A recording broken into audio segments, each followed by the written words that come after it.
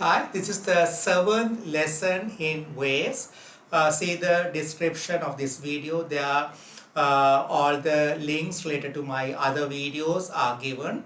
By using the playlist of this channel, you can navigate to any video related to different topics. For example, I grouped all my videos into different groups like Unit 1 lesson, Unit 1 past paper discussion, Unit 2 lessons, Unit 2 past paper discussion, and so on. So by using the playlist of this channel, you can navigate to any required video.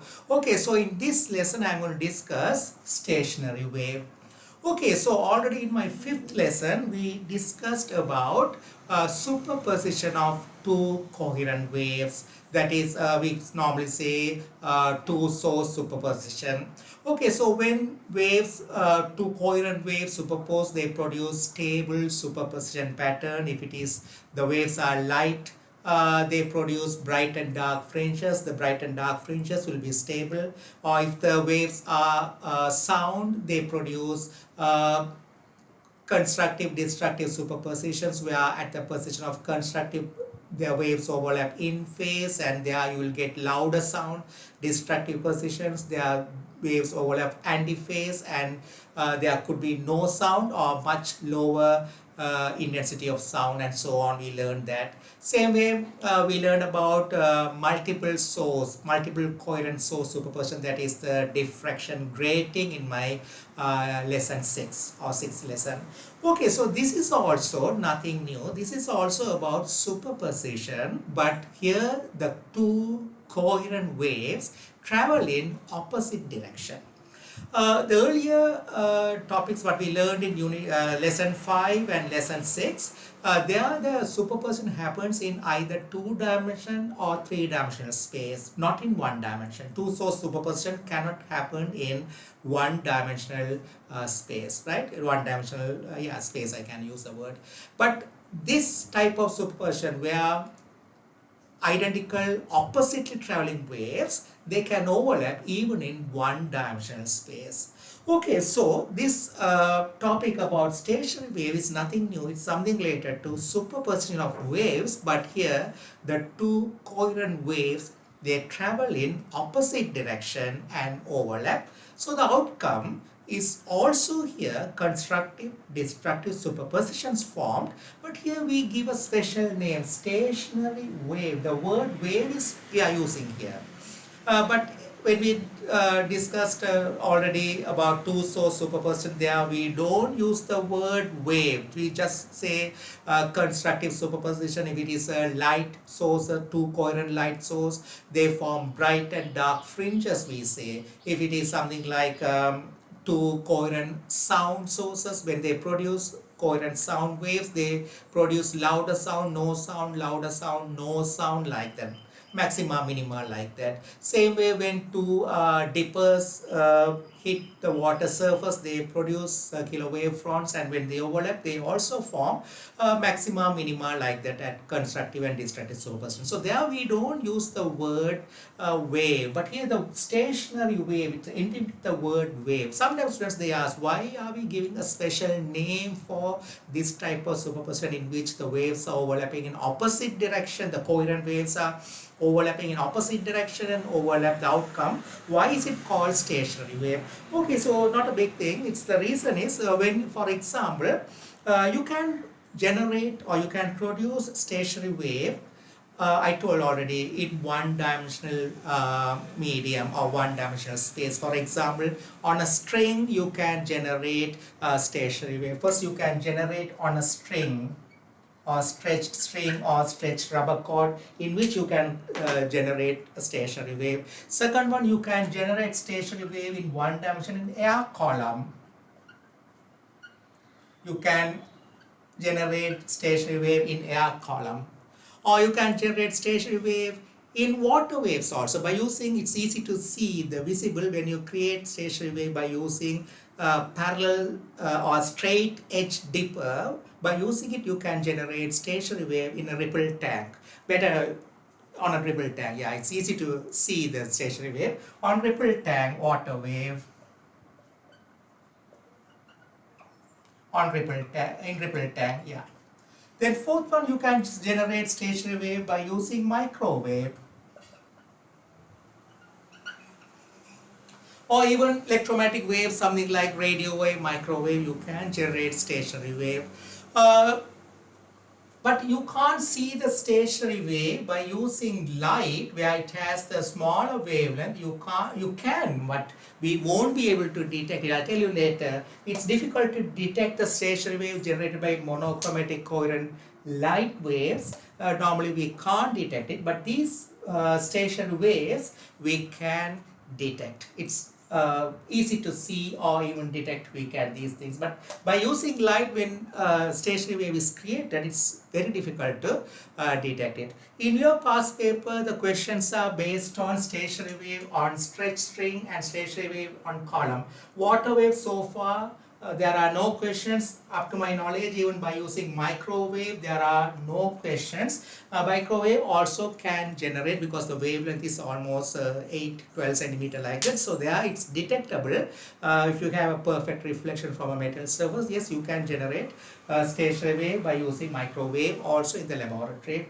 It's not a problem. Water wave you can see if you use a straight edge dipper, not a circular dipper, straight edge dipper that produces parallel waves. Yes, it can. You can see the stationary wave on water source. I'll discuss about it.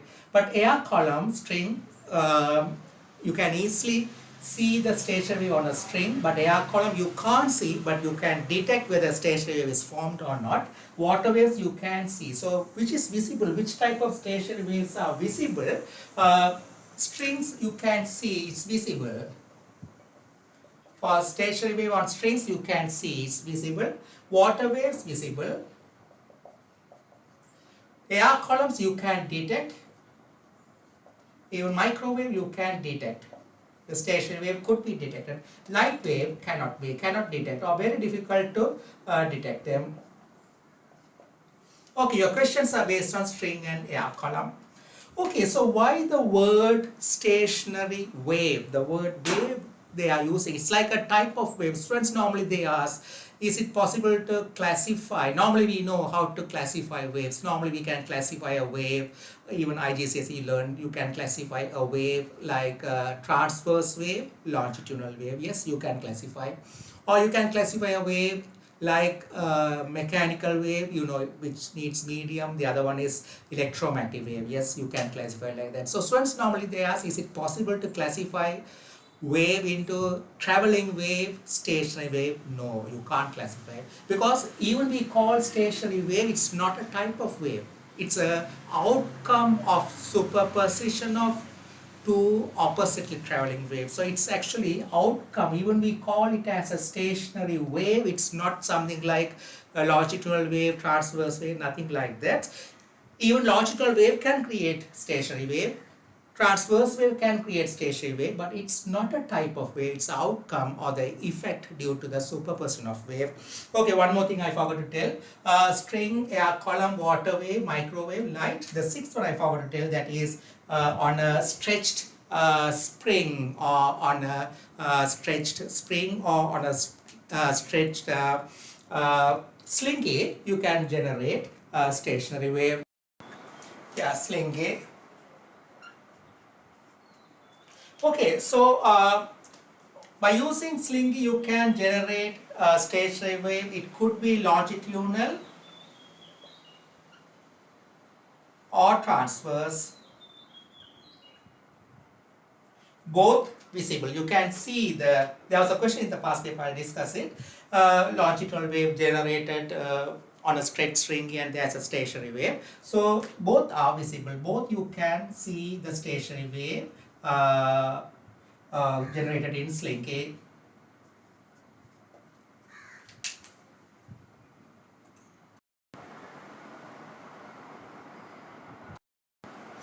Okay, so I told that stationary wave is generated due to oppositely traveling coherent waves. How do we generate two oppositely traveling coherent waves?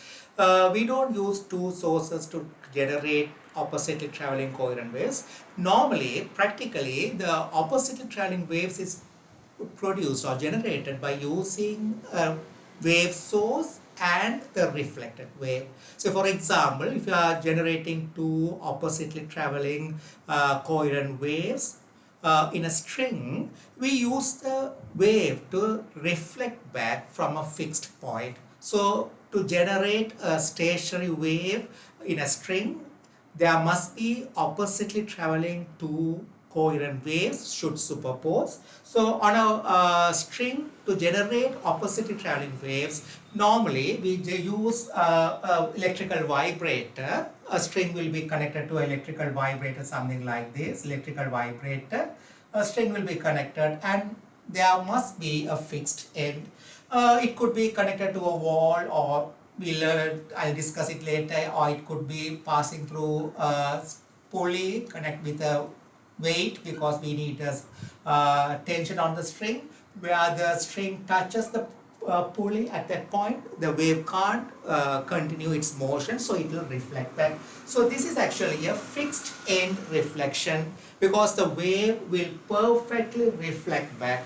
So fixed end reflection means, I already told that in my fifth lesson, during fixed end reflection there will be phase change of 180 degree or pi radians. That means if a crest comes here, the wave generated by the electrical vibrator, when it approaches this point, if it is a crest, then reflected wave will be trough. So always at the fixed end, destructive superposition will occur, and there will be always destructive superposition will occur, and the amplitude will become 0 at the point where the reflection occurs. So in strings, the reflection occurs at the point where the string touches the fixed end. There will be fixed end reflection. So fixed end reflection means the phase change will be 180 degree or pi radians. The same way in water waves also, this is the first thing about string. So there will be a oppositely traveling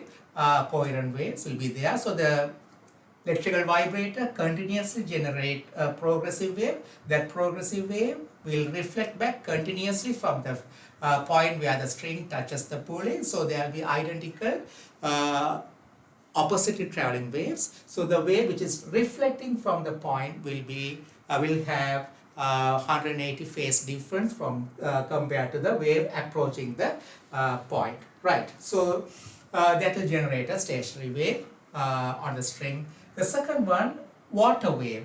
Water wave also, it's visible stationary wave by using a parallel or straight edge dipper. So you can see that by using on a ripple tag. So if the straight edge dipper forms a parallel wave, so this is a parallel wave generated by a straight edge dipper that will reflect from the fixed end. There also it will produce like a crest. If the crest goes and hits the end, trough will be generated. So there will be fixed end reflection occurs on the surface of water also. That will produce a stationary wave. Same way on a slinky, also you can generate a longitudinal wave or transverse wave, in which also there are also always the one end should be kept fixed. So whether it's a transverse wave or longitudinal wave generated, there will be fixed end reflection. So the phase change will happen due to fixed end, and there will be 180 phase difference or pi radians phase difference at the point where the wave reflects. You can see the stationary wave pattern on the slinky also. Even microwave also, the point at which it reflects, there will be 180 phase difference or pi radians phase difference. There will be fixed end reflection. So in all these things there will be fixed end reflection. The reflected wave at the point where it reflects will have 180 degree phase difference or pi radians phase difference compared to the wave which is approaching the fixed end, and the reflected wave, when you compare those two, there will be 180 phase difference. So at the point where it touches or the reflection occurs, always there will be destructive superposition occur. So if the reflection is perfect, the amplitude will be same as the amplitude of the wave approaching. So the point at which it reflects, the resultant amplitude will be 0, because destructive superposition will occur due to antiphase of the two waves, so cancellation will occur, so the amplitude will become equal to 0. So the always at the point where the reflection occurs in all these things, there will be antiphase, they overlap, so destructive superposition will occur. But when you think about air column, how to have an air column, it should be inside a pipe. So when you think about air column in a pipe, if the pipe one end is closed, the other end is open, we can generate longitudinal wave inside the pipe or in the air column inside the pipe by using a loudspeaker, but even by using by using tuning fork. By using tuning fork, we can generate traveling wave. The traveling waves can create compressions, rarefaction inside the air column in the pipe. So the longitudinal wave which is traveling inside the pipe will reflect from the fixed end. So there will be fixed end reflection. So if one end is closed, the reflected wave and the transmitted wave both will overlap, and at the point where it's fixed, always there will be destructive superposition occur. Inside there will be stationary wave. But if both ends are open in a pipe, so there also we can generate stationary wave by using tuning fork. So will there be reflection at this open end? Students normally they ask, yes, there will be reflection. Students they ask, here the reflection occurs due to the closed end, but here the end is open, so they are the vibration or the oscillation will continue to move. Yes, but there will be partial reflection. Why the partial reflection occurs? At the point of this boundary, we can think this as a boundary, two different air, both side air, but the pressure will be different. When you think about the pressure, when the longitudinal wave is generated inside the air column inside the pipe, so the pressure difference causes partial reflection. So due to the partial reflection, there will be reflected wave, but this end is free end reflection. These all are called fixed end reflections, where there will be phase change of 180 degree or pi radius. But here free end reflection is a partial reflection. The longitudinal wave will continue passing the open end, it will continue, but there will be partial reflection. So at the free end reflection, there is no phase change, or the phase difference will be equal to 0 degree or 0 radian. So there will be only for this end, only this experiment, you will see the reflected wave, and the transmitted wave which approaches the end will have no change in phase. So there will be no change in phase means at this point constructive superposition will occur. So the amplitude will become maximum when the reflected wave and the transmitted wave, when they overlap.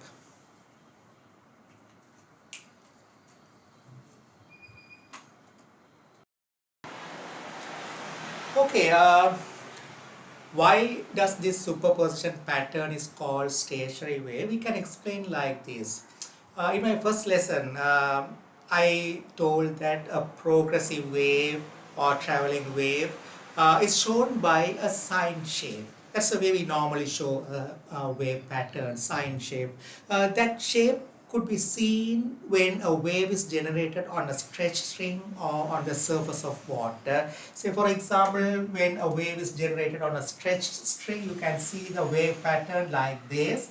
The crest and trough both will move. You can see the wave pattern will move. The crest and trough both will move when a traveling wave propagates on a string. The same way on the surface of water also, when a traveling wave is generated by using a straight edge dipper, you can see the ripples, they move. So the water surface looks like this way. Even you can see some books, they show the surface of water like a sine shape. But you can't see the wave shape or wave pattern on electromagnetic waves, because it's a concept actually they are using. The electromagnetic waves, there's energy is flowing, but the wave pattern you can't see, but we use the same idea, the same shape when in theoretically for the electromagnetic waves also. On a stretch slinky also, when you generate transverse wave, there also you can see the wave pattern like a sine shape. Okay, so when we think about the superposition pattern produced by two source superposition, what we learned in lesson 5, there the superposition pattern does not resemble the wave pattern. There you can see, just if it is when we are using double slit and when we have a coherent light source, something like this. There the superposition pattern will be bright and dark fringes will be formed. I already explained that in my lesson 5, bright and dark fringes will be formed. Same way when you have a superposition pattern due to superposition of two coherent water waves, there are also the water waves, if you have two dippers, they form a wave fronts like this circular wave fronts.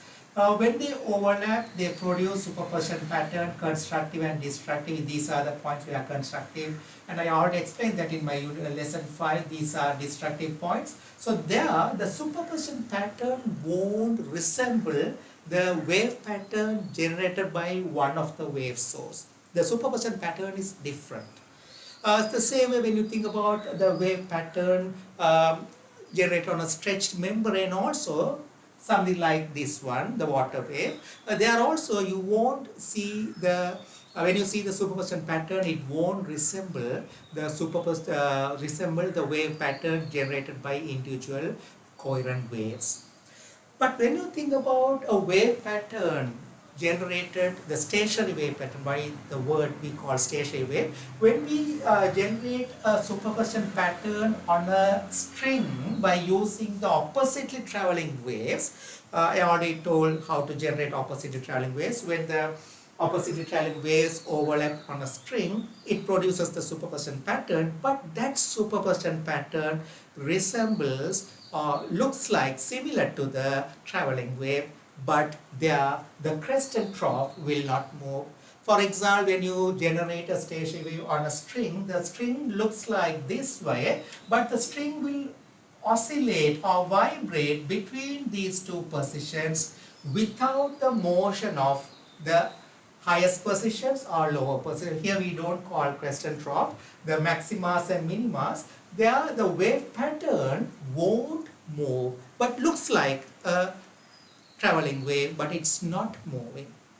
Actually, what we see is not individual traveling waves. We see the superposition. There are two waves traveling in opposite direction. They have already superposed. They have already overlapped.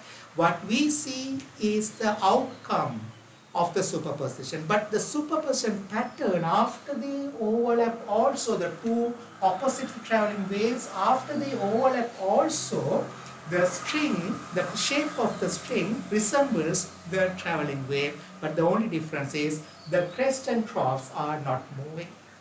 That's the reason we call this as a stationary wave.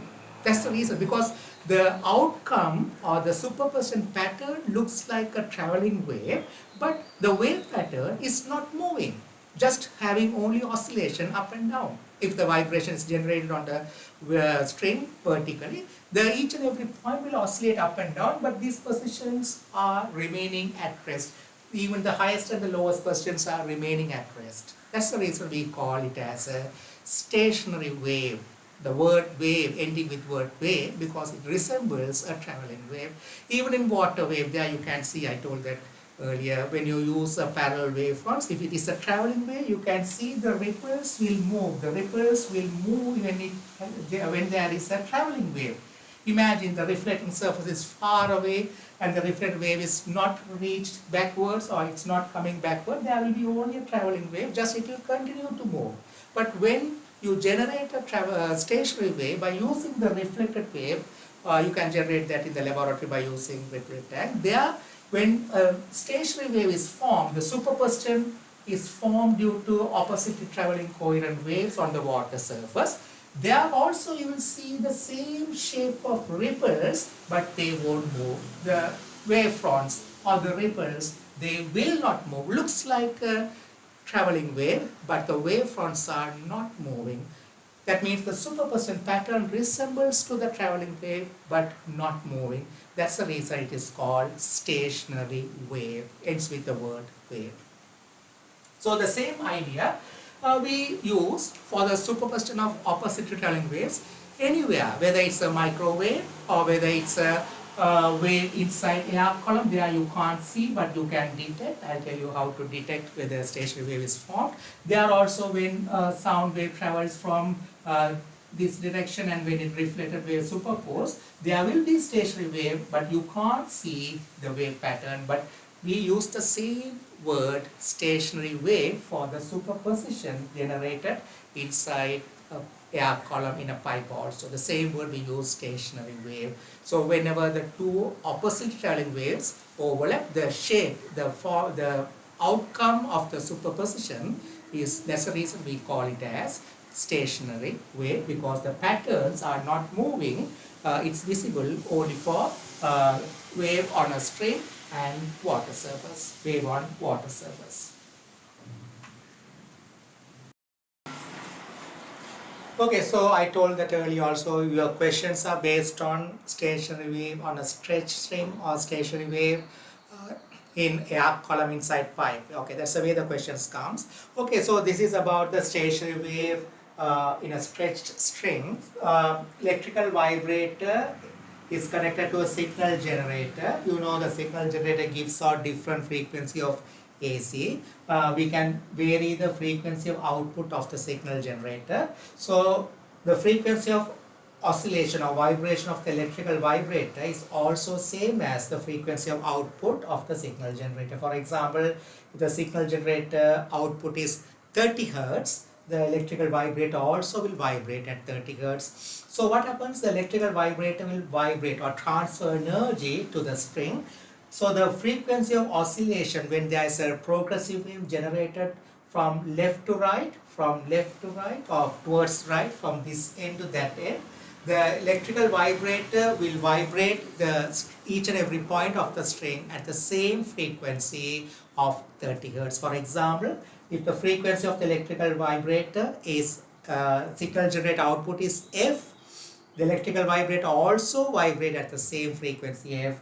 So the frequency of the traveling wave, that means each and every point of the string will vibrate at the same frequency. So there will be a traveling wave. So this traveling wave will reflect back from the point where the string is touching the pulley, because the vibration can't proceed beyond that point. So there will be a fixed end reflection. So the phase will change through pi radians or 180 degrees. There will be oppositely traveling coherent waves. Coherent waves means they have the constant phase relationship and they have the same frequency. The frequency of the reflected wave also same as the frequency of the wave generated by the electrical vibrator. Now we can increase the frequency of the signal generator from 0 slowly and gradually. When we increase the frequency of the signal output of the signal generator, the frequency of the electrical vibrator also gradually increase from 0 to a higher value. So we'll increase it slowly and steadily from 0. At a particular frequency, first time you will see the shape of the string like this. The string will appear like this. So what happens here? The energy or the energy is flowing from left to right, which is generated by the electrical vibrator, and it will reflect back from the fixed end. So there are oppositely traveling energy, oppositely traveling waves. So what happens? The superposition at this point, you can see this end, this center part will vibrate with larger amplitude. This will vibrate between larger amplitude, and different points will have different amplitude of oscillation. What we mark with this dotted line is the extreme position. The string will vibrate between this position and this position. So the string will vibrate between these two positions. This is called fundamental mode of stationary wave or first harmonic stationary wave. So this point is called node, where the amplitude of oscillation is 0. This is called node. At these points, the oppositely traveling waves are overlapping antiphase.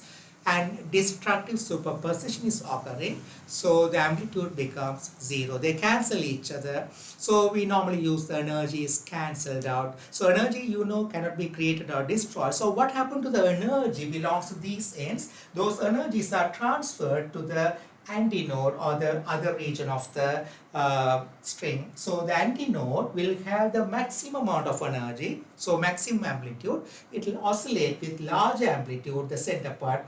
Different points on the string will have different amplitudes of oscillation.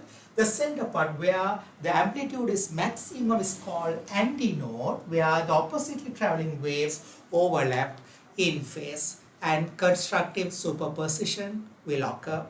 Now the traveling wave has a frequency string in which the transverse wave is traveling, that has a speed. The speed of the transverse wave on a stretched string is given by V equals square root of T over mu, where T is the tension, so the required tension is provided by the weight hung from the string. Mu is the mass per unit length, so its unit is kilogram per meter, tension is Newton. So the speed is given by speed of the transverse wave on a stretched string is given by V equals square root of T over mu. So the oppositely traveling waves overlap and form the constructive superposition at the center part where the amplitude is maximum. So we can use the equation V equal F lambda for the traveling wave. So speed is constant. We increase the frequency from 0 until we see this shape of wave pattern.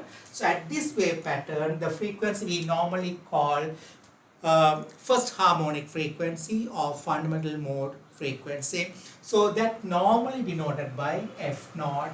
So the lambda is the wavelength. Careful, this is the wavelength of the traveling wave. The lambda is the wavelength of the oppositely traveling waves. Okay, so the distance between the adjacent nodes is equal to lambda by 2. We can show that, but the way how it is obtained, you don't need. The distance between the adjacent node is equal to lambda by 2. What is lambda here? Lambda is the wavelength of the traveling waves, those generated by the electrical vibrator. So there are two oppositely traveling identical similar frequency of waves. So they will have the same frequency, same wavelength. So lambda is the wavelength of that. The distance between the two adjacent nodes is equal to lambda by 2. Careful, lambda is the wavelength of the traveling waves in opposite direction. The length of the string between the electrical vibrator and the pulley where it touches the string, the length is L. So that L, the length is L. So we can say lambda by 2 is equal to L. Lambda by 2 is equal to L. So lambda equal to 2L. So this equation V equal F lambda for a traveling wave, not for a stationary wave, because stationary wave has no speed. The wave pattern won't move. I already explained that. So V equal F lambda if I use for the traveling wave, one of the traveling wave, whether it's moving from left to right or right to left, one of it. So V equal F lambda, if I use it, V is equal to square root of T over mu. The frequency F naught we call, that's the lowest frequency at which we obtain this stationary wave pattern. F naught into, instead of lambda I can put 2L. So F naught is equal to 1 over 2L square root of T over mu. Okay, so you can see this equation. So F naught is the frequency of the electrical vibrator, that is the frequency of the output of the signal generator is F naught. You can see the right side. L is the length of the string, T is the tension of the string, mu is the mass per unit length. So you can see the right side, all these quantities T, mu, L, they all are the property of the string, properties of the string. So actually what happens, if you find the unit of all these things, you know T over mu is a speed, meter per second. The unit is meter per second. T is tension, mu is kilogram per meter. The unit of T over mu is meter per second because that gives the speed. So this T over mu is meter per second. So this is length, that is unit meter. So you know that the right side unit is per second, that is frequency, right? So actually what is happening, We don't teach that in unit 2, we teach that in unit 5, we call natural frequency. You know, natural frequency means when a system that can oscillate, when it is allowed to oscillate the frequency at which it oscillates freely, it's called natural frequency. For a string, there could be more than one natural frequencies. So actually what's happening, the right side is the natural frequency. Don't worry about that word, that's in unit 5, but I'm just telling it.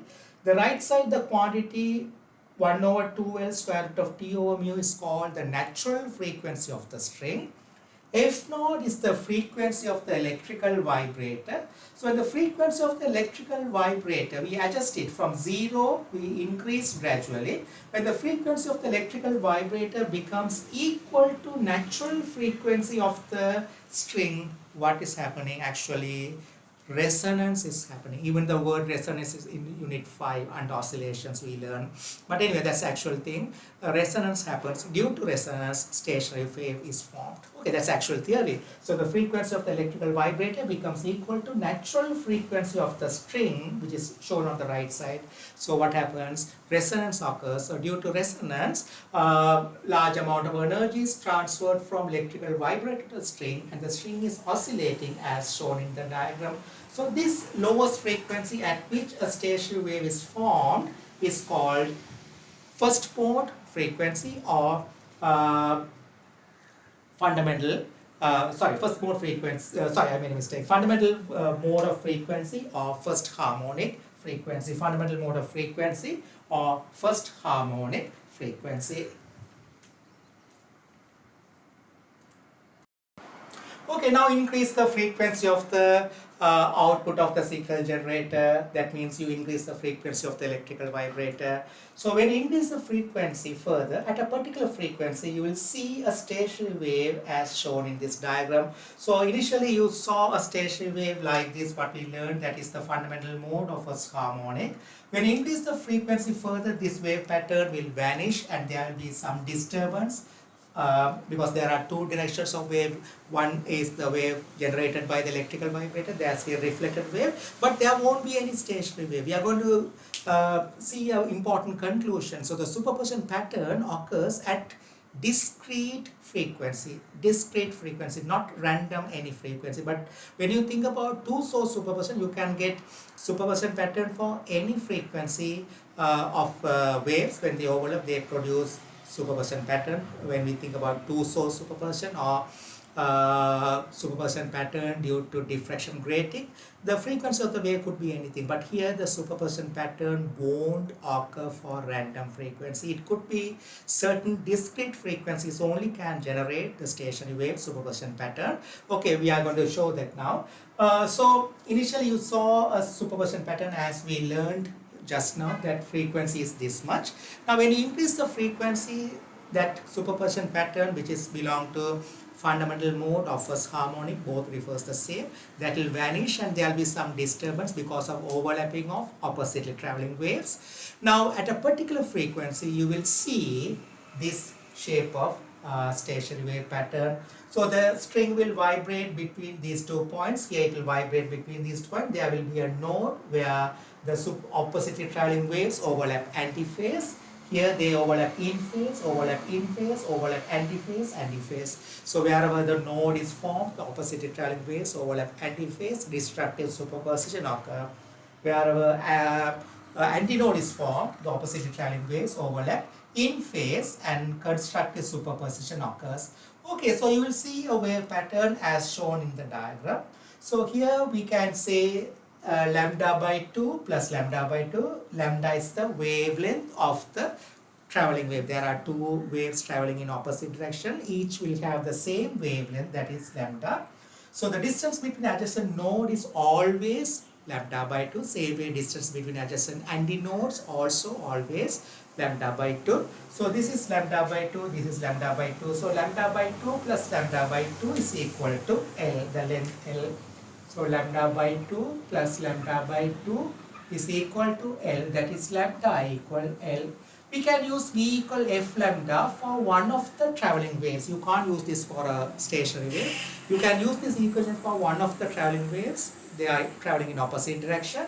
So the speed is given by square root of T over mu. We keep the tension and the mass per unit length of the string is constant. Tension remain constant. T over mu is equal to F1 into lambda. So instead of lambda I can substitute L. So F1 is equal to 1 over L square root of T over mu. But we know that 1 over 2L square root of T over mu is the fundamental frequency of first harmonic frequency. We observe the first harmonic stationary wave pattern for this particular frequency.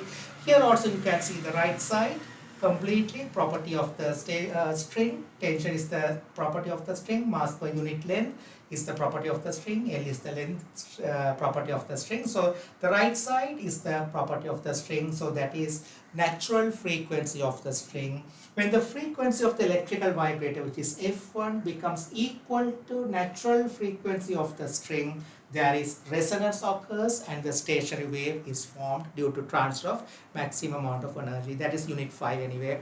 So we can show that this F1 and F0, when you compare, when you multiply this F0 by 2, you will get the same format, is it? So this is equal to 2F0. So that means we've observed a stationary wave pattern, that is fundamental mode or first harmonic wave pattern we observed at this particular frequency, that is F0. Then when we increase the frequency of the electrical vibrator, we observe some disturbance in the string, but there is no proper wave pattern or proper stationary wave pattern. When the frequency becomes 2F0, we see a wave pattern like this. So that means the stationary wave on a string won't occur for random frequency. It occurs, I can show the next thing at 3F0. After that I'll explain that. So I'll show the next frequency. So now this is called fundamental frequency or first harmonic frequency. This is called first overtone wave pattern or first overtone frequency or first overtone or second harmonic, first overtone or second harmonic wave pattern. This wave pattern is called. Okay, now we'll increase the frequency of the electrical vibrator further. What will happen? This wave pattern will vanish and there will be some disturbance, and when the frequency becomes equal to 3F0, I'll show that 3F0, there will be a stationary wave pattern again.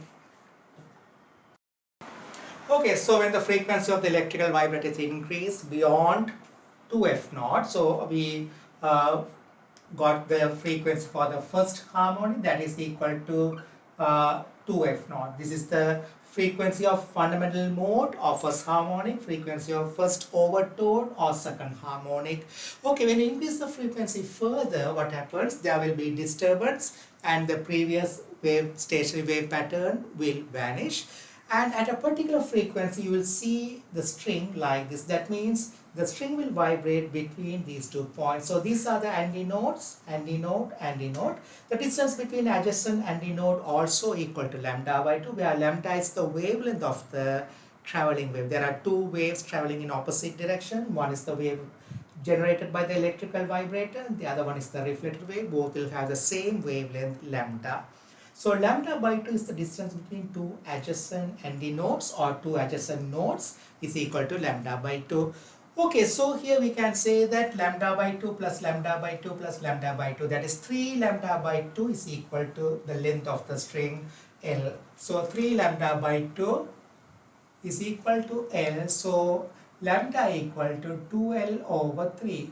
We can use the equation V equal F lambda for one of the traveling waves. So that is V, which is square root of T over mu. There is no change in tension, no change in mass per unit length. So the speed of the transverse wave remains the same, is equal to F2. The frequency now we reached is F2 into its of lambda 2L by 3.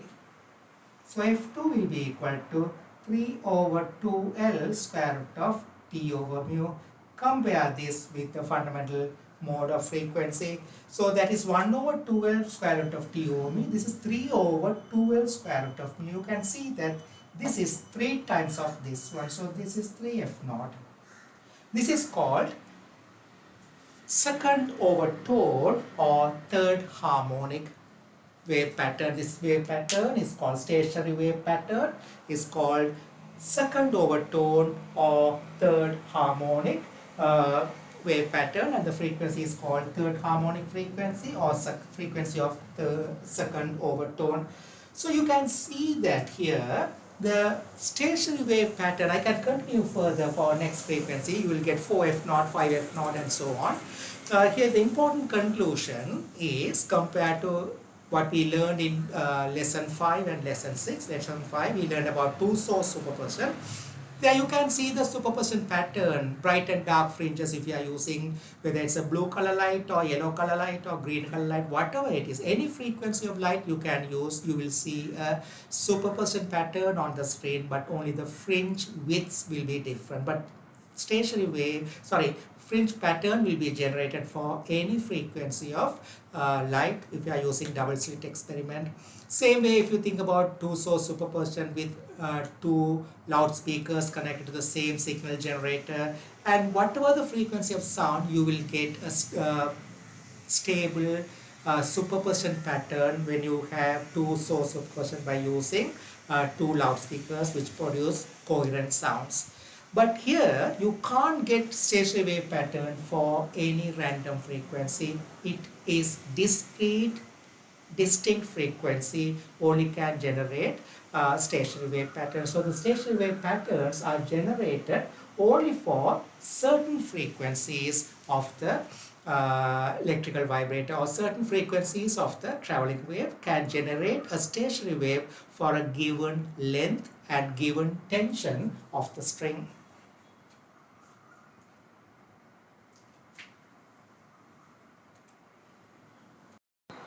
Okay, so what we learned so far about the stationary wave on a string could be summarized like this.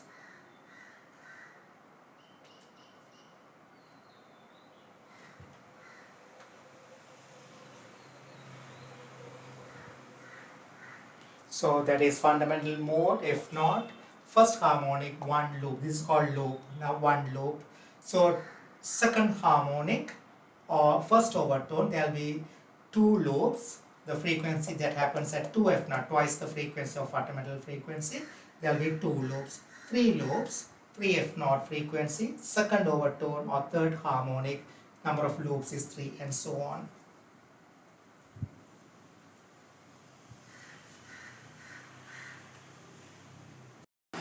Okay, so we can show that the equation V equals square root of T over mu, that's the speed of the transverse wave, is homogeneous equation. So V equal square root of T over mu. They asked in the past paper. Unit of V is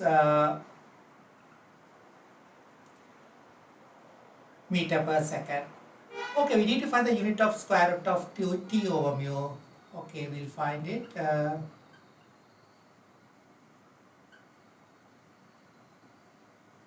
Okay, T is the tension, so unit of tension is Newton. This is mass per unit length, kilogram per meter, to the power half because square root.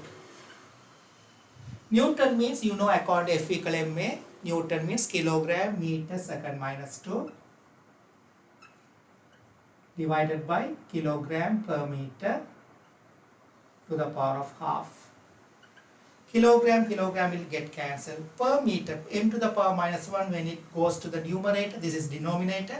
Numerator, this become m. There is already m. M minus, when it goes up, it will become m. M into m squared. So it will become m squared s minus 2 square root. That will be meter per second. So the equation is homogeneous.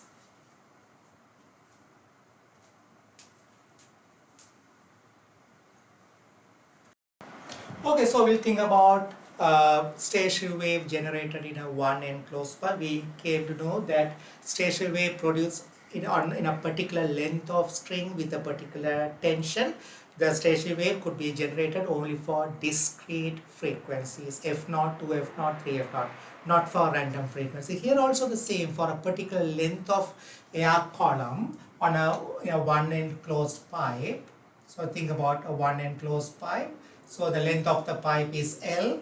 So that's the air column inside the pipe is also L. and we need a source to generate a longitudinal wave in air. Normally we use a tuning fork. You see, tuning fork has a particular fixed frequency. So the prong of the tuning fork, imagine it's vibrating at a frequency f naught. So if when it vibrates at a frequency f naught, it will force the air particles also to vibrate parallel to the vibration of the prong. So the air particles will vibrate. So the air particle which is closer to the prong at the open end will oscillate with larger amplitude. It will oscillate in a longitudinal direction.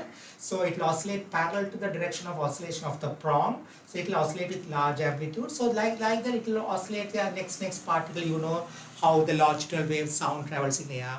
So what happens? The energy will travel from open end to the closed end. So the last air particle which is touching the closed end can't vibrate because it's touching the closed end. It's not free to oscillate. So that will be at rest. So the amplitude of the last air particle will be equal to 0. Amplitude of this particle is free to oscillate. Now there are two oppositely traveling waves. The energy will reflect back. So the energy or the wave which is generated by the tuning fork will travel from here to here and reflect back. So now there will be oppositely traveling wave.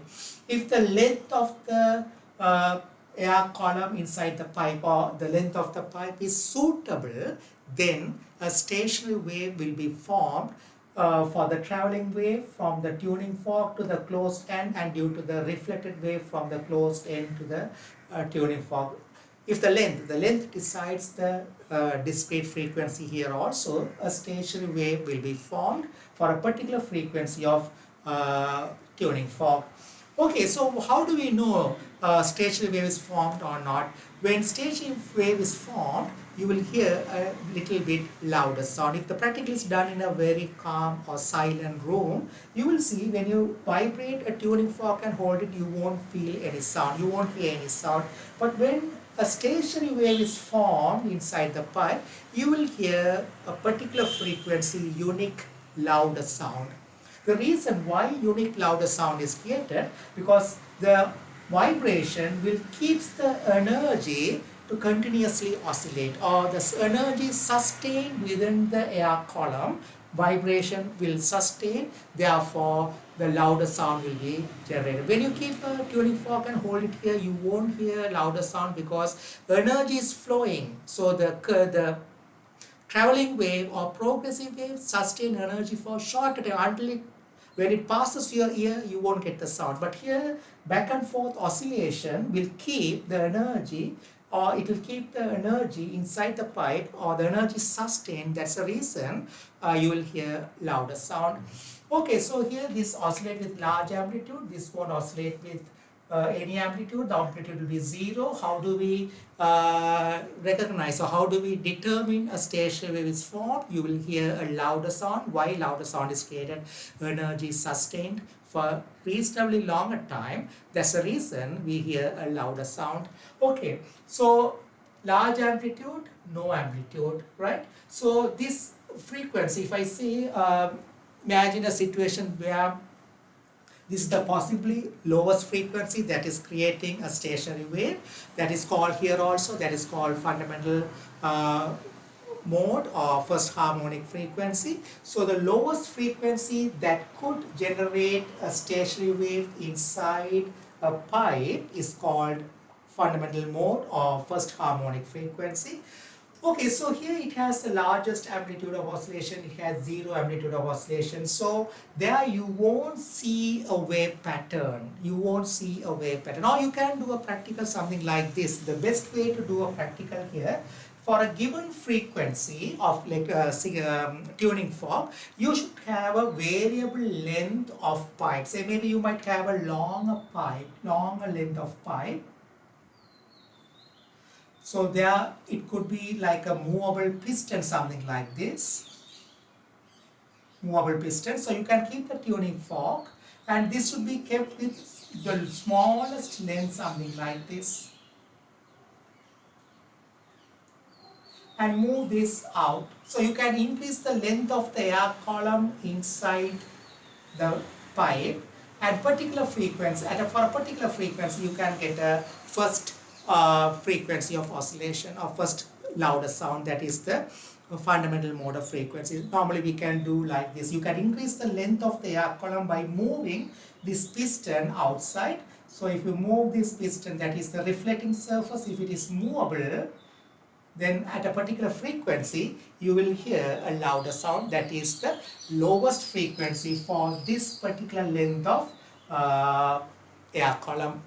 Or you can keep a pipe inside, you can fill water inside a bucket or something like that.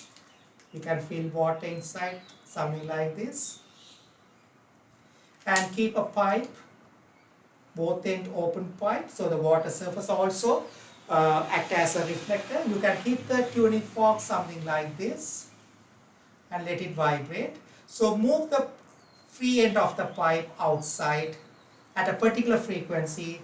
When the pipe becomes something like this, this is the water column.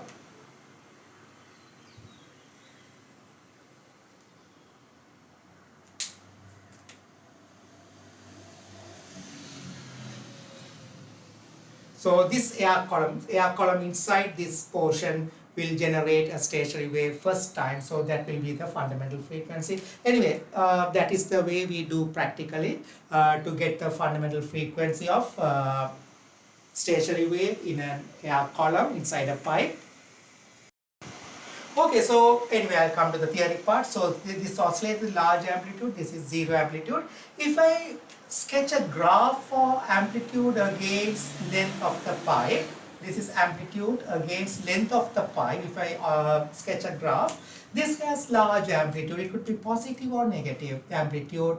Here the amplitude is 0. So this is the stationary wave pattern formed inside the pipe. So you won't see a stationary wave pattern inside the pipe because air molecules are invisible. You can't see them. The oscillation, even if you have something visible or something, you can't. But if you imagine that you can see, the air molecule will oscillate horizontally, something like a longitudinal wave. But we draw the wave pattern created inside the pipe like this. So actually what we draw is not visible, it's actually a graph we are drawing, the amplitude graph. So that means this has the largest amplitude, so we put largest amplitude. This has zero amplitude, that is the zero. So what we draw inside the pipe like this for the fundamental frequency is actually not the wave pattern what you see in string. You can see the stationary wave pattern, actually what is created you can see, but here you can't see. Actually what we show inside the pipe is invisible, it's not seen. What we show is actually a graph of amplitude against length. So here the amplitude is 0 like this, here the amplitude is maximum, so that is shown inside the pipe, which is not visible. Careful, sometimes students they ask, if we fill this pipe with a colour smoke and if we keep the tuning fork, is it possible to see a wave pattern, something like that? No, never. You won't see because it's a longitudinal wave. These air molecules oscillating with large amplitude, this is zero amplitude. So what we show inside the pipe for a stationary wave produced in air column is not actually seen, it's a graph. Actually we show the graph inside the pipe, the graph of amplitude against length of the pipe.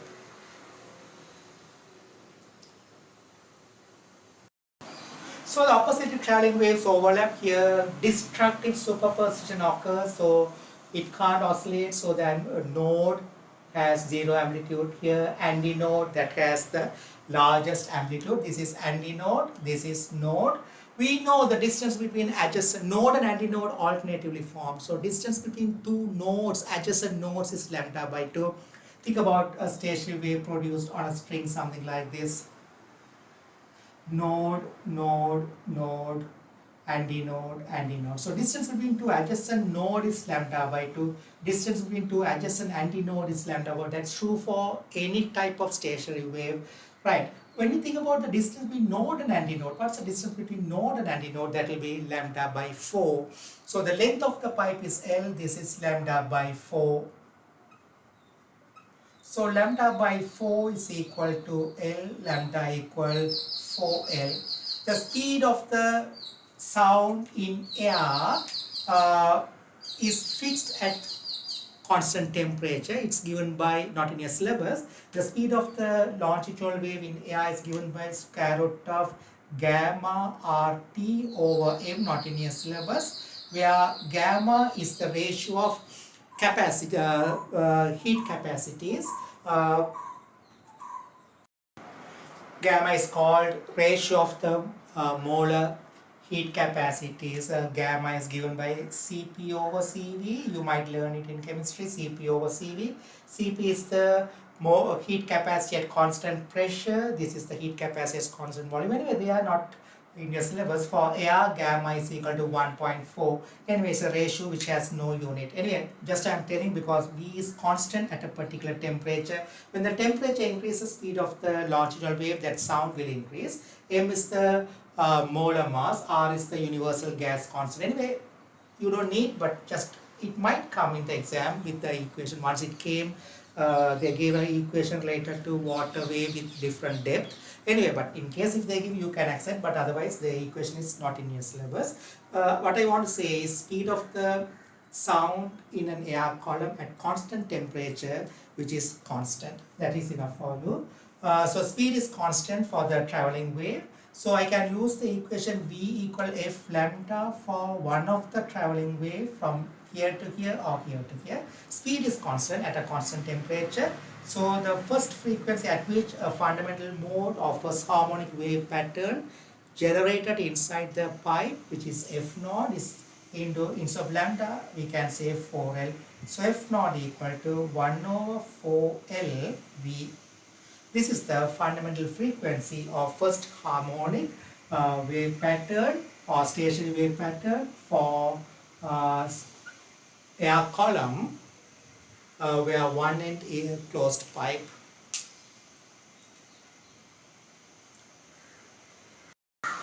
Okay, for the same length of pipe, at what frequency can we get the next wave pattern, stationary wave pattern? Always at the open end antinode will be formed. Remember that, always at the open end antinode, because the air particle is free to move, so there will be oscillation with large amplitude. Always at the closed end node will be formed, because that particle can't oscillate, so there will be node. So the next possible wave pattern will be like this. So here also we are drawing a graph inside the pipe. So the air particle here at the open end will have large amplitude of oscillation. At this point there will be an air particle without any oscillation. Again at this part there will be air particle with large amplitude, here again without any oscillation. So the distance between adjacent node, this is node, again this is node, this is antinode. Distance between adjacent node is lambda by 2, so this is lambda by 2. From node to antinode, lambda by 4. So the total distance from this node to this antinode in terms of lambda is lambda by 2 plus lambda by 4. That is lambda by 2, I will not write it here, lambda by 2 plus lambda by 4, that is equal to 3 lambda by 4. So we know that 3 lambda by 4 is equal to L. So lambda equal 4L over 3. So I can use the equation V equal F lambda for one of the traveling waves. So V equal F lambda. So speed is constant for a particular temperature, gamma RT over M. Just now I told that. So the frequency F1, we can use a electrical vibrator, something vibrating source here, frequency F1, lambda 4L over 3. The speed is same as earlier. So F1 becomes 3 over 4L V. That is compared to here, that is 3 times. So F1 becomes 3F0. There will be again a stationary wave pattern. So you will hear again a louder sound. So that means when the frequency of the source here also, for the fundamental frequency of the tuning fork becomes equal to natural frequency of the air column inside. So you can see on the right side, V is the speed of the air medium, the speed of the longitudinal wave in the air, L is the length of the air column. So the right side all belongs to the property of the air. F naught is the frequency of the tuning fork. So there also, when the frequency of the tuning fork becomes equal to natural frequency, this is the natural frequency of the air column trapped inside the pipe, there will be resonance. I told you word resonance is in unit 5. There will be resonance, and due to resonance louder sound is heard. Again here, when the frequency of the vibrator, you can keep some vibrator here. Tuning forks also discrete frequency, so anyway you can use a tuning fork or something like electrical vibrator, something vibrating surface here. That frequency, the longitudinal, which creates a longitudinal wave, something like this. So if the frequency of it becomes equal to natural frequency of the air column, which is 3f naught or 3v over 2l, 3v over 4L. So here also you can see all belongs to property of the air column.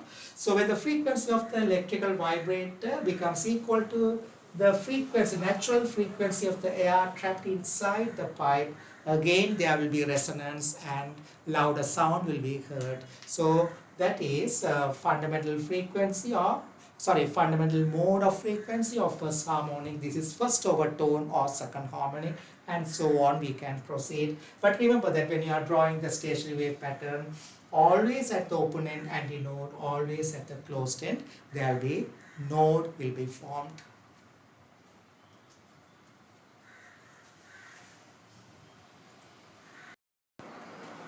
Okay, so when we consider both ends open pipe, something like this, here also we need a source to generate longitudinal wave. Imagine we are using a tuning fork. Okay, so there the longitudinal wave will travel from here to there. At this end, there will be partial reflection due to difference in pressure. So due to the pressure change or pressure difference, there will be partial reflection, because this end is not a fixed end, it's a free end. So free end, the phase change will be equal to 0. So phase change 0 means at these points destructive superposition will not occur. The reflected wave and the progressive wave from the tuning fork and the reflected wave due to pressure difference, both are in phase among them, so constructive superposition will occur. So at this end also there will be constructive superposition. A particle will oscillate with large amplitude. Here also constructive superposition, a particle will oscillate with large amplitude. So there will be node between the two antinodes. So if you sketch a graph of amplitude against length of the pipe against amplitude, here there will be larger amplitude. Here also large amplitude. Between there will be a point with lowest amplitude.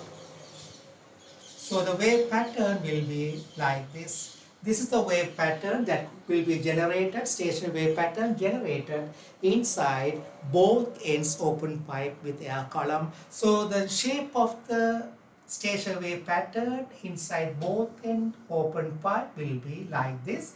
So as I explained earlier for one end closed pipe, here also you won't see anything like this. This is actually a graph of the amplitude against length we are drawing inside the pipe. Okay, so here also if I say the length of the pipe is L, this is antinode, this also antinode, this is node where air particle is at rest due to destructive superposition. So antinode to antinode, adjacent antinodes, the distance will be lambda by 2. So lambda by 2 is equal to L, lambda equal to L.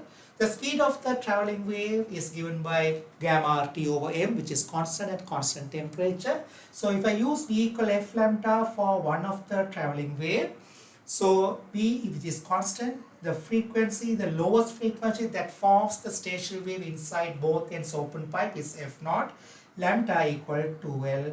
So F naught will be equal to So F naught will be equal to 1 over 2L into V. So this is the fundamental frequency of first harmonic frequency on both ends open pipe.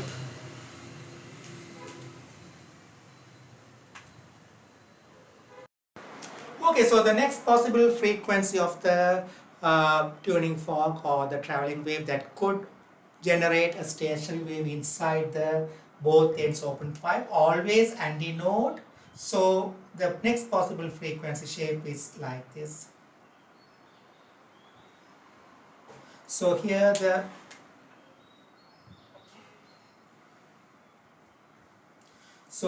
their particle will be with large amplitude of oscillation. Here also large amplitude of oscillation. Those are antinodes. This will be node, no oscillation, node again, center part, large amplitude, so antinode.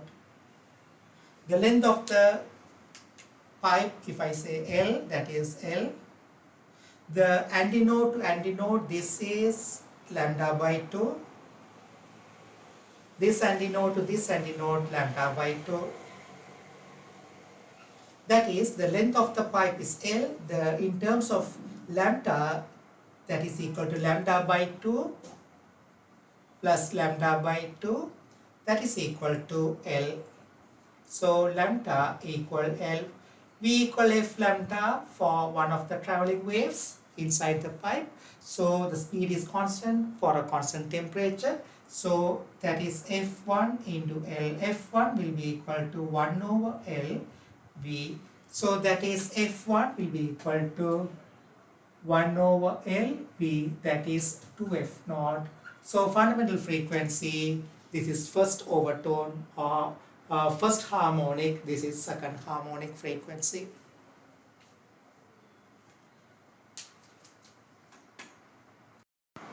Okay, we can generate stationary wave by using microwave also, but the intensity of the microwave what we use in the laboratory is much weaker. But if we have reasonably little stronger microwave, we can generate stationary wave. Normally the wavelength of the microwave could be 4 centimeter, 5 centimeter like that. So it's measurable quantity, the wavelength. So here the microwave will be transmitted by the microwave transmitter. It will be reflected by a metal reflector, aluminium or something like metal reflector. Aluminium normally we use. So the opposite traveling waves will overlap and there will be stationary wave formed in the region between microwave transmitter and the metal reflector. So this is the probe receiver. You can move the probe receiver carefully, and whenever the probe receiver is kept at antinode, this is the center zero, just like a galvanometer, or you can use as a galvanometer. So when the probe receiver is at antinode, galvanometer will show a larger deflection. When the probe receiver is at node, it will show zero deflection, or maybe little bit lower depending on the oppositely traveling waves amplitude. If they have same amplitude, destructive superposition occurs at the node. So complete cancellation if it happens, both have same amplitude. At node, the probe receiver will record zero amplitude, so the galvanometer will show a zero deflection. So when you move the probe receiver slowly from microwave transmitter to metal reflector, it will record alternatively maximum zero, and so on. Maximum, that indicates the antinode positions where constructive superposition occurs, and zero of the galvanometer reading indicates the destructive superposition where node is formed.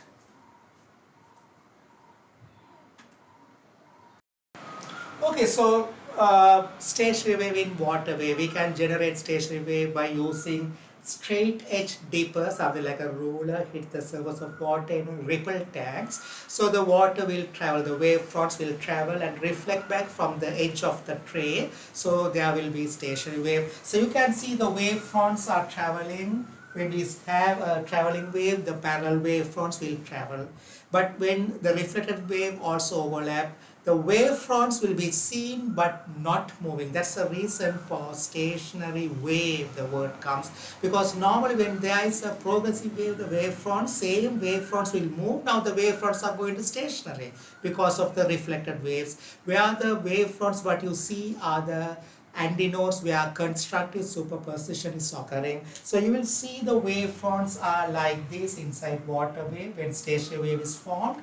So the distance between the two wavefronts indicates lambda by 2 because that is the distance from antinode to antinode. So the distance between two adjacent nodes is lambda by 2. Where you see two nodes, those are stationary without moving after stationary wave is formed. The distance between the two adjacent nodes will be equal to lambda by 2. You can measure the distance between maybe 10 lambda by 10 wavefronts, or sorry, 10 antinodes, and you can find the lambda by 2 from that. So far there are no such questions in the past paper related to stationary wave in water. Recent papers there are no such questions. Mostly the questions appeared based on string and air columns, but it could be a question something like they can say in a length of 10 centimeters there are around 5 wavefronts were formed. They can ask you to find the distance wavelength of the traveling wave. So 5 wavefronts are formed, like 5, 1, 2, 3, 4, 5 wavefronts are seen without moving, and the distance between the 5 wavefronts, that is 10 centimeter. So 1, 2, 3, 4. So that is lambda by 2, lambda by 2, lambda by 2, lambda by 2. So what you see as a wavefront is the antinode. These all are antinodes. So 4 times lambda by 2 is equal to 10 centimeter. So lambda is equal to 5 centimeter. Am I right? No, it's 10 centimeter. This is 2. Yeah, 5 centimeter. So you know the wavelength. They might tell the frequency of vibration of the electrical vibrator or frequency of the dipper. By using that V equal F lambda, you can find the speed of the traveling wave. Something like that, they can make a question of it. But remember that what you see as wavefronts are the antinodes after stationary wave is formed in water wave.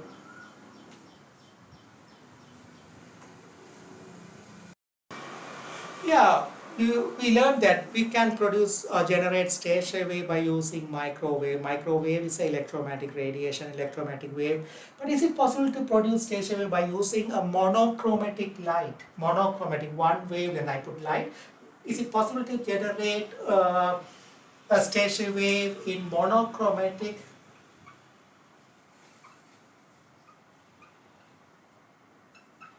Is it possible?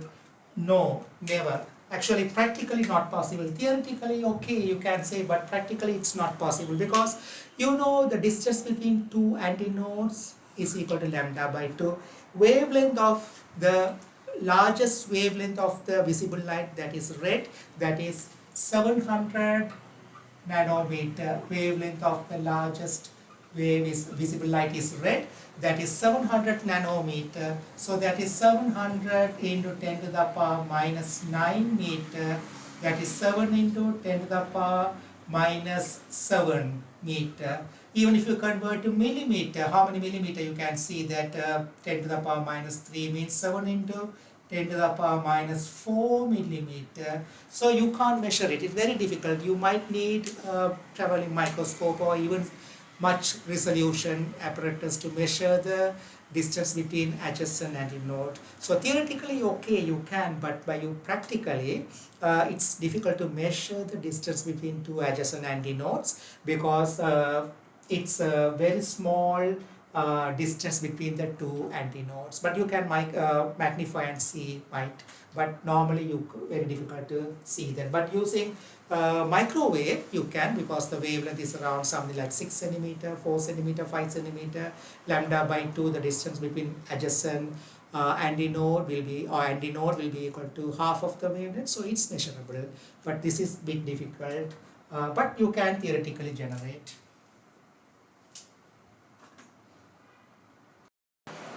Okay, most of the musical instrument, wind instrument and string instruments like guitar, violin, like string instruments, and like something like flute, mouth organ, like air instrument or wind instrument, they create different notes due to stationary wave. Simply we can see now, if you have a two metal rods attached to a wooden sounding box.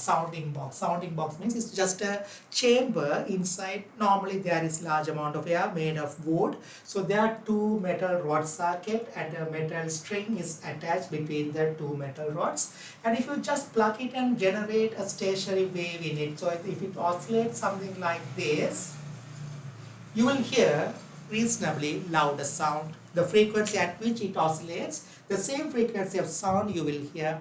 What's the reason? When it oscillates, it vibrates the metal rods. Metal rods vibrate the surface of the wood, so it consists of large amount of air. So if the air is inside, and bottom part should be open, so bottom part should be open. So the air vibrates inside. When the large amount of air vibrates, it will vibrate the outer surface of the air. So the amplitude of the total energy of the air outside also larger. So you will hear louder sound.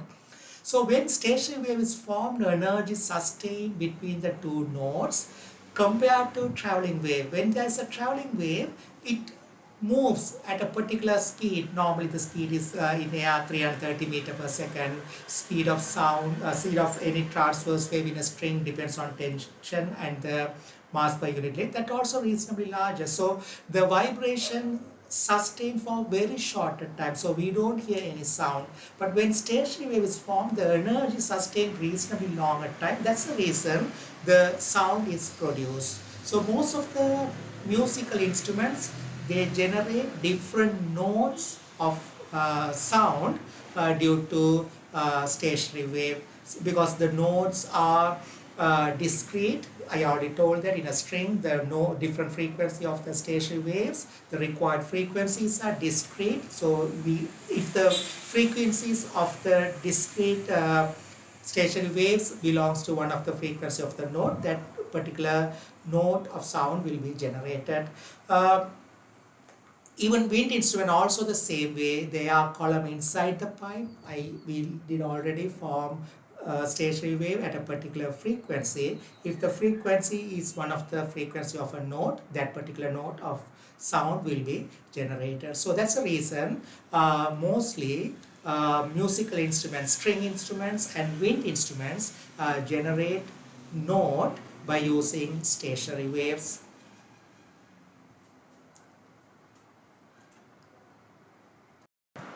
Okay, so phase relationship in stationary wave. So the stationary wave pattern in air or with a string all similar. So if I draw a stationary wave pattern, something like this. This is node, node and antinode. Okay, when we consider any point between two nodes, when we consider any point between two nodes, they are in phase among them because they will oscillate exactly the same way. When this point comes down, this will come down, this will come down, this will come. So any point between two nodes are in phase among them. But when we think about any point on either side of a node, imagine if you think about this point and this point, what happens? When this point comes down, this point will go up. When this point comes out, this also goes up. So any 2 points on either side of a node will be antiphase among them. And also know that different points will have different amplitudes, because this point never comes to this level. This is the maximum position of this point x compared to y. So the amplitude of x is different from amplitude of y. So different points will have different amplitudes. And between two nodes, any point between two nodes will be in phase among them. Any points on either side of a node will be antiphase among them. We don't say out of phase, antiphase, because exactly opposite way they oscillate. Okay, that's the phase relationship between 2 points in a stationary wave. Okay, now we'll discuss few selected questions from past papers. First question, October 2022, question 15, WPH1201. So the human ear can only hear two sounds as separate frequencies when the difference in frequency between the sounds is greater than 0.3%. That means they are saying you can't distinguish two different frequencies when they are generated, frequency of sound. When they are generated at the same time, you can't distinguish two different frequency of sound. If the percentage difference between the frequency is less than 0.3, you can't distinguish. So you can distinguish if the percentage difference is more than 0.3 percentage. Okay, students with sounds with a different in frequency less than 3% are heard as the same frequency. So if two frequencies are generated at the same time and the frequency difference is if the frequency is difference is less than 3%, so they are giving in terms of percentage 3%, then you will hear both frequency as the same. So now they are asking a question, two sounds with frequencies of 880 hertz. So the F1 is 880 hertz and F2, the second frequency, which is 882 hertz, are generated at the same time. So why can't we hear or why can't we distinguish? It's not our part, something biology. It's related to our brain function or our eardrum. Nothing, we don't need to know that. But if the percentage difference of the two frequencies less than 3%, human can't distinguish those two sounds, right? We hear the frequencies as the same. Show that the person hears these two sounds as the same frequency. So if the percentage difference means, we'll find the difference between them and the percentage. Okay, so the difference between the two sounds, delta F, F2 minus F1, because this is larger, that is 2 hertz. So percentage difference compared to this frequency and the difference, percentage difference 2 over 880 into 100%. So that you will get 0.23 percentage, which is less than 3%. Which is less than 0.3%. Because if the frequency is less than 0.3%, we can't distinguish. Then same way for this frequency, again we'll find the percentage difference, that is equal to 2%, 2 hertz divided by 882 into 100, that also 0.23 percentage, which is less than 0.3%. So both difference for the frequency, the percentage difference is less than 0.3%. So we can't distinguish the frequency of sound. We'll feel both frequencies as the same. Okay, so same question, A part, second part. When listening to these two sounds at the same time, the loudness of the sound increases and decreases repeatedly. Explain why your answer should refer to the coherent and phase difference. Okay, we know that to have a stable superposition pattern, the two waves should be coherent. Even if the waves are incoherent, there will be superposition, but it will be unstable. That's the idea we should use here. The condition for coherent means both waves should have the same frequency and constant phase relationship at any point. Here they have different frequency, therefore they are incoherent waves. So incoherent waves mean what happens? There will be superposition, but superposition at a point will be unstable. At a point, they will overlap in phase at an instant, and later at the same point they will overlap antiphase. That is happening for these two frequency of waves. So you can write the answer. I am not writing it. You can write the answer like this.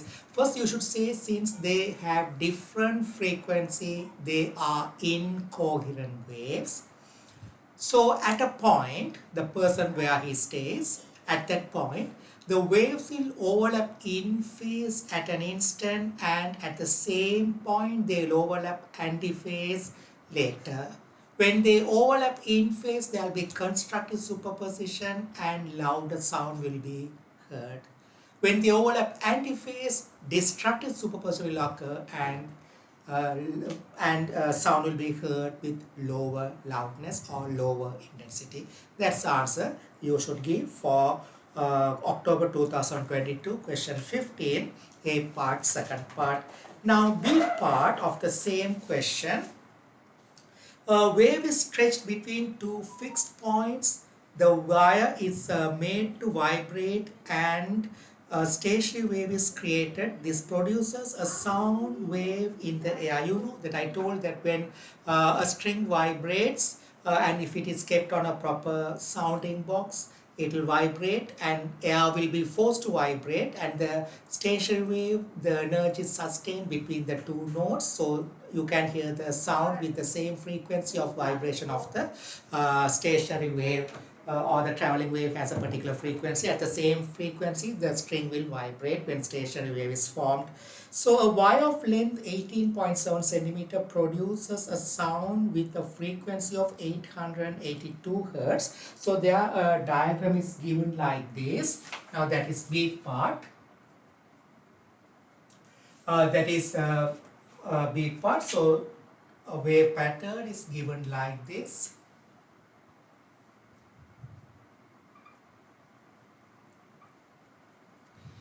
So this is antinode.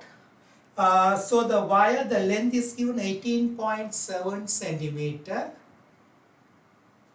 So at a frequency of 882 hertz, a sound is heard. A wire of 18.7 centimeter produces a sound with a frequency of 882 hertz. The tension in the wire is adjusted until the frequency of the sound is 880. So this is the initial frequency. So the tension of the string is adjusted until the frequency becomes 880 hertz. The question is, calculate the decrease in tension required to cause this change in frequency. Mass per unit length of the wire, mu is given. Mass per unit length is given 5.08 10 to the power minus 3 kilogram per meter. So the question is, to get this frequency, find the change in decreasing tension required to cause this change in frequency. Okay, so we know that for the traveling wave, V equals square root of T over mu.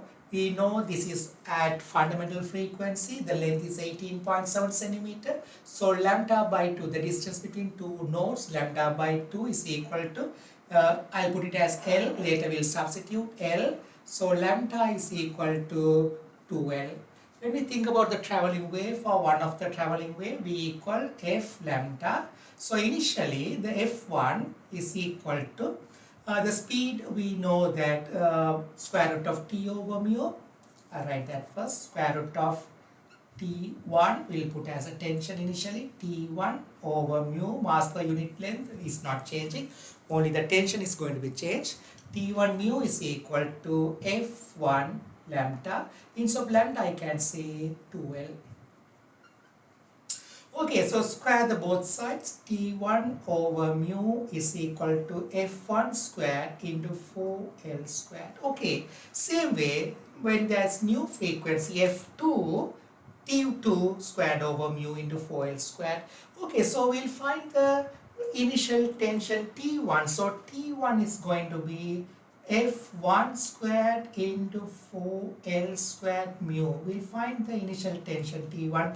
F1 we know that 882 squared into 4 into L squared. Length is given as 18.7, so 0.187 squared into mass per unit length also given 5.08 10 to the power minus 3.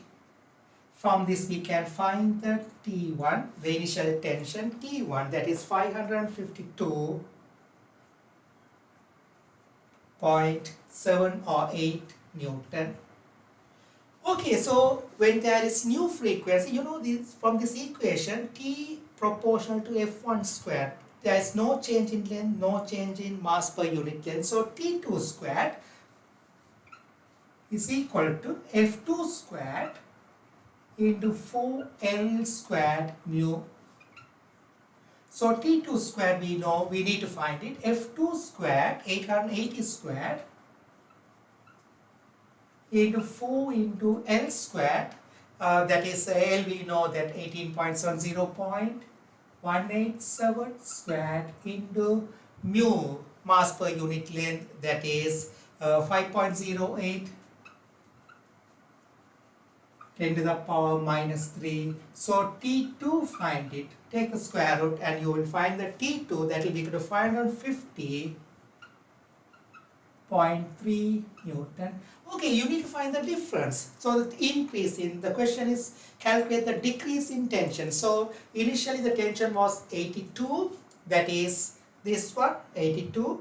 That time tension is 552. Now the frequency becomes 880. Tension is 550.3. So the decrease in tension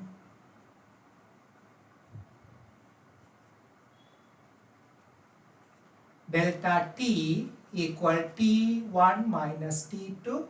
So T1 552.8 minus 550.3. So that's going to be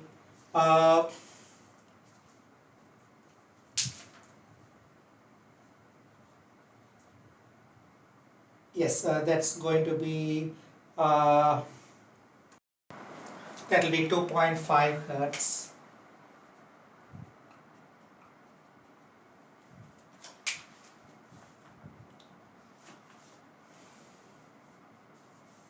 Okay, so we know the relationship. Tension is directly proportional to the square of the frequency. So without giving the length, without giving the mass per unit length, they can ask a question, change in percentage or decrease in percentage of tension. Yes, that question came in January 2021, question 21. The same question, but only thing, they are the length and the mass per unit length are not given. So F1, F2 are given. They are asking to find the percentage change in tension. Same thing, percentage change in tension. In that question, they don't need to give the length, they don't need to give the mu. So that question appeared in January 2021, question 21, that we will discuss now.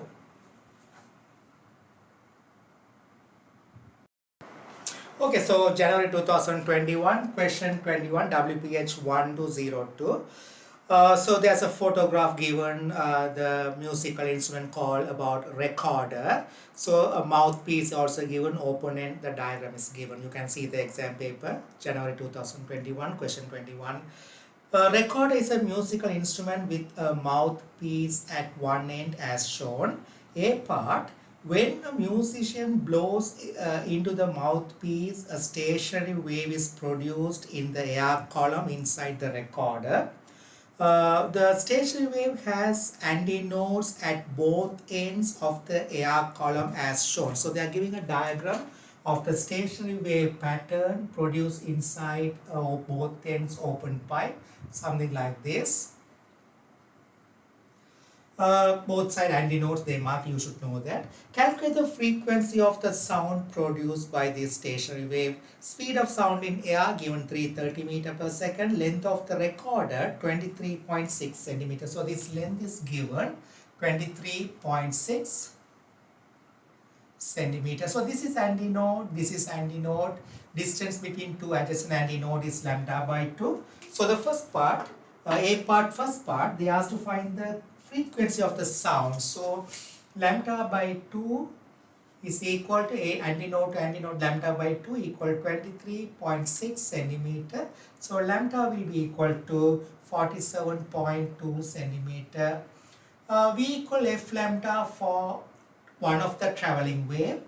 We can't use this for stationary wave. We can use this equation only for the traveling wave. The traveling wave. So speed of the sound is given. V is 330.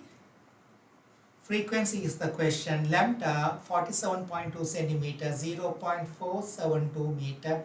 Find the frequency 699.2, 699 hertz we can say. Okay, second part. The diagram is given. The same recorder is separated into three parts.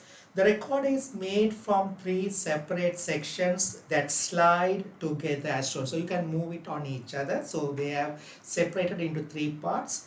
A musician plays the recorder and produces the same frequency sound as in A1. So same frequency like this one.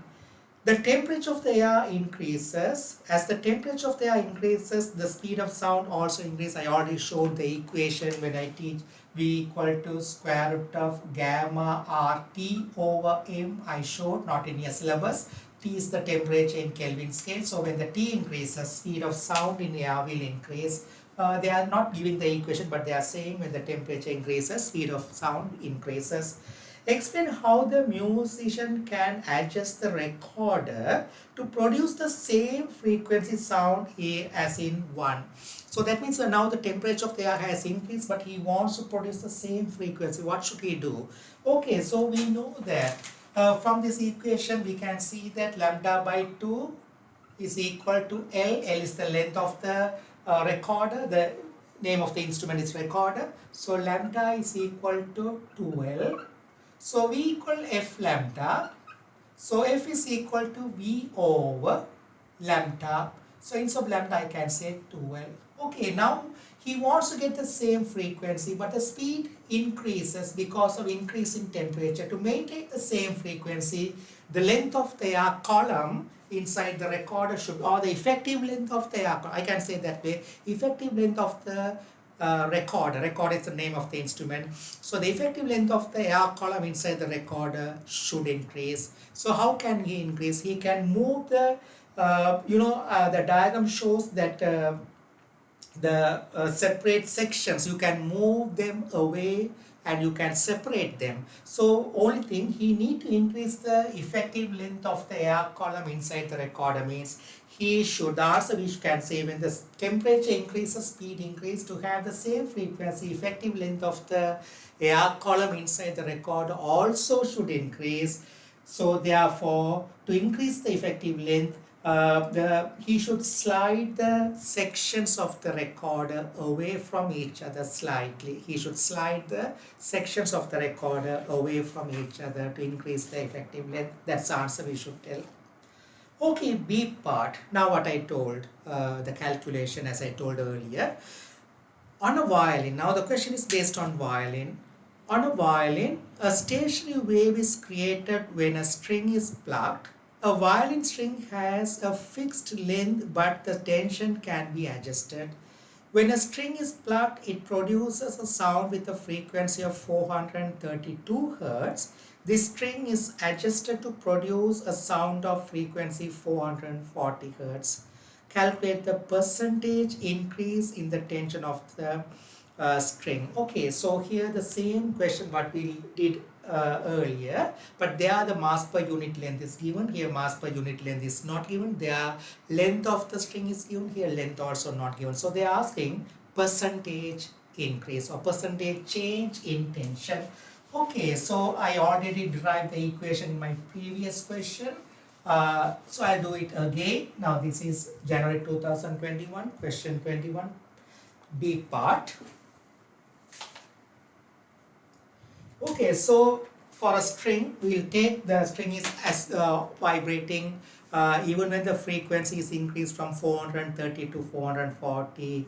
The same string, same mode of vibration. So actually fundamental frequency, any mode of vibration. That means if it is initially when it is creating 432 Hertz, if it is first fundamental mode, now also fundamental mode. If it is first second harmonic, now also second harmonic. Simplicity, we'll take it like that. The mode is not changing. So if I take the string is oscillating same mode, for example, I'll take it because same mode means it could be anything, but we'll take it as a fundamental frequency. So it's like a string might be oscillating like this. So the effective length of the string is L. The length is not changing, only the tension is changing. So lambda by 2 equal to L. So lambda equal to L. I can take even it as a second harmonic, no problem. Then if I should take the same thing as a second harmonic because I'm going to divide each other, they'll get cancelled. But same mode of vibration during this both frequencies, lambda equal to L. So we know for a traveling wave, V equals square root of T over mu is equal to F1 into lambda, that is 2L. V equal F lambda, I am using V equals square root of T over mu equal F1 lambda. So f lambda general equation. So square root of T1 over mu equal to F1 times 2L. Only thing, if I take some other mode of vibration instead of 2L, there will be something else. Same thing I'll get it here. So there's nothing wrong, nothing will happen. Any mode we can take, but the mode remains the same. We should take that. Okay, so when I square both sides, T1 squared equal to, I'm going to cross multiply 4L mu F1 squared. You can see 4L mu is a constant. No change in length, no change in mu, even when the frequency is changing. So mode also same, means if I take something other mode, the number here will be different, but both will be the same. So T1 squared equal 4L mu F1 squared. T2 squared equal 4L mu F2 squared. Okay, so equation 1, equation 2. So the frequencies increase. Initially it was 432, now 440 means. So frequency F2 is higher than F1. So T2 greater than T1. I need to find the increase in tension. So we'll see that T2 squared over T1 squared, divide equation 2 by equation 1. When I divide equation 2 by equation 1, 4L mu will get cancelled. So F2 squared over F1 squared. So increase in frequency, T2 squared minus 1, both sides, okay, it's maths actually. T2 squared over T1 squared minus 1 equal F2 squared over F1 squared minus 1. I can subtract same amount on both sides. So it's going to be T2 squared minus T1 squared over T1 squared is equal, sorry, there is no square, I think. So, sorry, there's no square, sorry. Because when you take the square, the T1, T2, right, sorry, I did a mistake. No square inside, right. Right, so T2 minus T1 over T1, so no square because square root. T2 minus T1, T2 minus T1 over T1 equal F2 squared minus F1 squared over F1 squared. They asked to find the percentage increase, so multiply by 100, percentage increase in tension, that is T2 minus T1 over T1 into 100%, that is going to be F2 squared minus F1 squared over F1 squared into 100%. So find that one, F2 squared. Now the second frequency 440 Hertz minus 432 squared over 432 squared into 100%. Solve it. 440 squared minus 432 squared over 432 squared. Solve this part, you will get 3.74. So you will get 3.74%. That's an increase in percentage increase in tension when the frequency increases from 432 Hertz to 440 Hertz.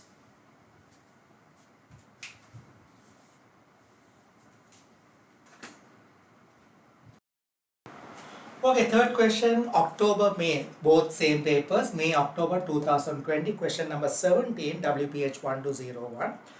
A student investigated how the frequency of vibration of a string varies with the tension in the string. So there's a simple diagram is given with electrical vibrator on a table. There's an electrical vibrator connected to a string passing over a pulley and carrying a certain mass. And the effective length of the string is given as capital L. This diagram is given there.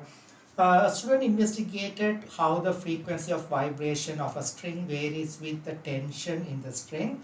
The student connected masses to one end of the string and attached the other end to a vibrator. A signal generator was connected to the vibrator.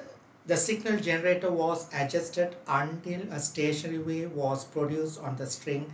Explain how nodes and antinodes are created on a string, 3 marks. So we can say a traveling wave will be generated in the string by the electrical vibrator, and it will be reflected back from the point where the string touches the pulley. The oppositely traveling coherent waves will overlap and when they overlap in phase due to constructive superposition, antinode will be formed, and due to destructive superposition, node will be formed with all zero amplitude. That's the answer for A part, question number this one. B part of the same question. The student changed the weight W applied to the string. So there's a weight applied by using a weight slot that forms the tension on the string, and you know V equals square root of T over mu. The student changed the weight W applied to the string and adjusted the frequency F of the signal generator until the same stationary wave was set up on the string. So he's changing the frequency and the weight such that always fundamental mode is created. They are telling it in the question. Stationary wave had nodes at both ends and an antinode at the middle. So that means nodes at the both ends and antinode at the middle means fundamental mode offers harmonic. So he wants to create always the same mode of vibration, but he is changing the W, so he is changing the frequency of the electrical vibrator also. The student plotted a graph of f squared against W. Explain why the graph was a straight line through the origin. 5-mark question. It's simply you can score full marks. So you can say that the speed of the traveling wave is given by V equals square root of T over mu. But T is the weight W. So we can write square root of W over mu. Okay, so this is the node, so this is the length L given. This is lambda by 2 between two nodes. So lambda by 2 is equal to L, so lambda equal to L. For a traveling wave, there are two oppositely traveling coherent waves. So for a traveling wave, V is equal to F lambda.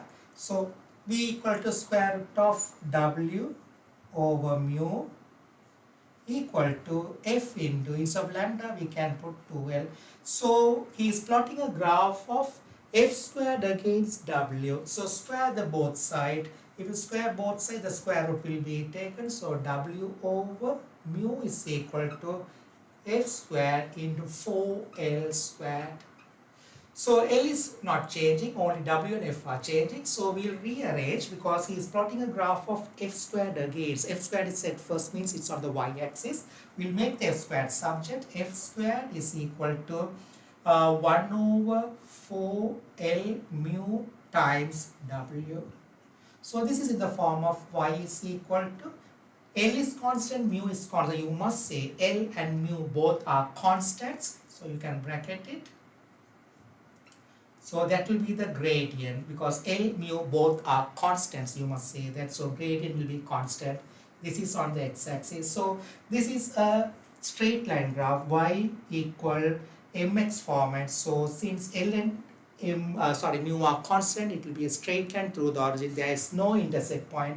C is equal to 0. So it will pass through the origin. That you must say for 5 marks. This is the B part of that question. What I explained is the B part. Now C part, describe a method that can be used to confirm that the frequency value stated on the signal generator is correct. That's a very simple thing. You can connect the signal generator to a cathode ray oscilloscope. Adjust the time knob of the cathode ray oscilloscope. You will see a sine graph on the oscilloscope screen. So by using the time knob, measure the time period. So you know on a CRO screen, x-axis is the time, y-axis is the voltage. So by using the time knob, measure the time period for one oscillation. You know how many squares are there. Time knob, for example, if the time knob is at 2 millisecond, one square or one division on the CRO screen is equal to 2 millisecond. It's like a graph paper. So find the time taken or time period. Then F is equal to 1 over T. By using F equal 1 over T, the frequency of the output of the signal generator could be calculated or could be found. Okay, then that is the C part. D part. When W is equal to 80 Newton, F is equal to 659 Hertz, calculate the mass per unit length of the string. capital L is given 0.328. So nothing, you can substitute in this equation and you can find the value of mass per unit length mu. That is the D part.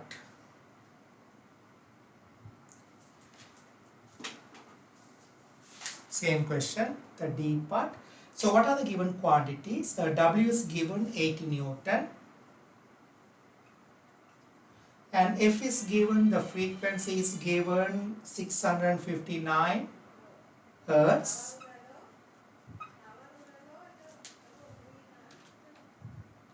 And L is given, the length L is given 0.328 meter. Okay, substitute all this in this equation. F squared is equal to 1 over 4L mu W. So I need to find the mu. Mu is equal to W over 4L F squared. That is W given 80 over 4 into L is 0.328 into F squared. F we know that is 659 squared. Solve it, you will get mu is equal to 4.28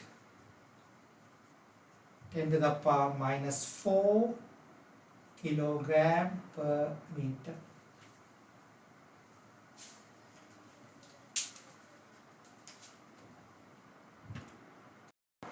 Okay, so that's all. If you want, I can do more questions separately in a separate video.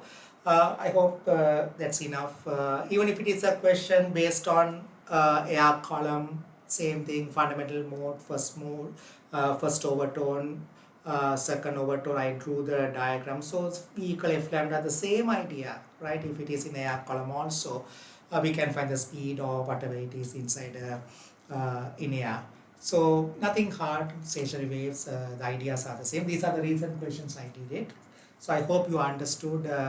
Yeah, if you want more questions, I can do separate video for past paper questions. Okay, so that's all for stationary wave. We'll meet during the next lesson. Bye.